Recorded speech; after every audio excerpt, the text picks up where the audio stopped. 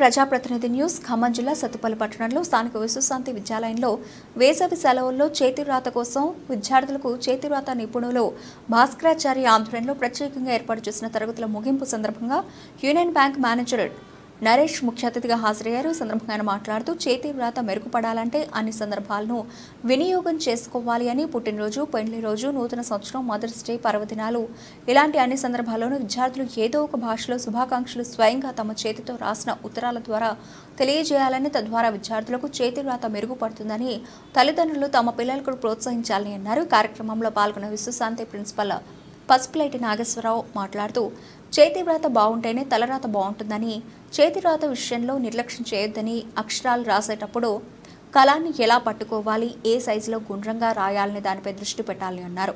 చేతివ్రాతలో ఉత్తమ ప్రతిభ కనబరిచిన విద్యార్థులకు బహుమతులు అందజేశారు. అభినందనలు తెలిపారు. ఈ కార్యక్రమంలో విశ్వశాంతి విద్యాలయం డైరెక్టర్ నరకుళ్ళ సత్యనారాయణ, చేతివ్రాత నిపుణులు భాస్కరాచార్య విద్యార్థులు పాల్గొన్నారు.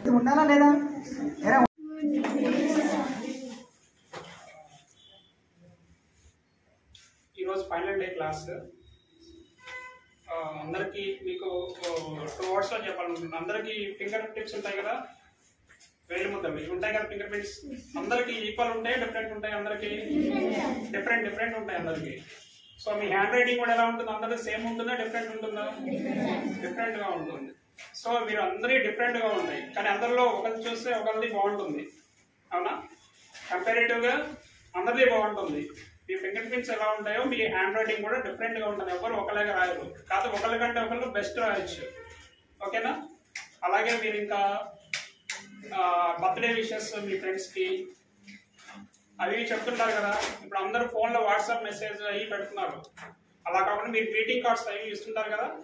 అందరూ మై సజెషన్ ఏంటంటే అందరూ గ్రీటింగ్స్ మీ ఓన్ రైటింగ్తో రాసి happy birthday my friend, happy birthday అమ్మ, హ్యాపీ బర్త్డే నాన్న, హ్యాపీ మ్యారేజ్ యానివర్సరీ, ఇవన్నీ కూడా మీరు తెలుగులో ఎనీవే ఇంగ్లీష్ అయినా కానీ అందరూ ఇలా విషెస్ చెప్తే మీ రైటింగ్ ఓన్ రైటింగ్తో రాసి విషెస్ చెప్తే చాలా బాగుంటుంది. ఫోన్లో ఫోన్ చేయకుండా మీకు మీ ఫ్రెండ్ బర్త్డే 1 week ముందు, 10 days ముందు, మదర్స్ డే ఇవి తెలుస్తాయి కదా. అందరూ లెటర్స్ రాసేసి రైటింగ్ ఓన్ హ్యాండ్తో వాళ్ళకి పంపిస్తే చాలా హ్యాపీగా ఉంటుంది. మీరు ఫోన్లో మెసేజ్ పెడితే అంటే డిలీట్ చేసేస్తారు. మీరు ఏదైనా గ్రీటింగ్ పంపిస్తే అది ఎప్పుడు దాచి పెట్టుకుంటారు, ఎప్పటికీ మెమరబుల్గా ఉంటుంది. సో అందరూ ఇలా ప్రాక్టీస్ చేయండి. All the best. Thank you. ఎందుకు ఇంప్రూవ్ చేసుకోవాలి అనేటటువంటి దాని గురించి మనం చెప్పాలంటే, చేతిరాత బాగుంటేనే మనకి తలరాత అనేది బాగుంటుంది. కాబట్టి ఇక్కడ ముఖ్యంగా ఎగ్జామ్స్లో 90%, 95% ఎగ్జామ్స్ దేని మీద ఆధారపడి ఉంటాయంటే హ్యాండ్ రైటింగ్ మీద ఆధారపడి ఉంటాయి. హ్యాండ్ రైటింగ్ బాగుంటేనే ఎగ్జామ్లో మార్కులు బాగా వస్తాయి. ఇక్కడ కామన్ ఎగ్జామ్స్లో పేపర్స్ దిద్దే వాళ్ళకి మీరెవరో, పేపర్ దిద్దే వాళ్ళకి తెలియదు, పేపర్ దిద్దే వాళ్ళు ఎవరో మీరు తెలియదు. కానీ వాళ్ళకి మీకు మధ్యలో ఒక సంధానకర్త ఉన్నారు. ఎవరది? మనం రాసినటువంటి ఎగ్జామ్ పేపర్. ఏంటది? Exam paper. కాబట్టి ఎగ్జామ్ పేపర్ బాగుందనుకోండి, ఎగ్జామ్ పేపర్ బాగుంటే మీకు మార్కులు కూడా బాగా ఇస్తారు. పేపర్ బాగోలేదనుకోండి, మార్క్స్ అనేవి సరిగా రావు. అందుకని మనం హ్యాండ్ రైటింగ్ ఇంప్రూవ్ చేసుకోవాలి. ఈ హ్యాండ్ రైటింగ్ ఎలా ఇంప్రూవ్ చేసుకోవాలంటే, వర్డ్ టు వర్డ్ గ్యాప్ ఉండాలి, సెంటెన్స్ టు సెంటెన్స్ గ్యాప్ ఉండాలి.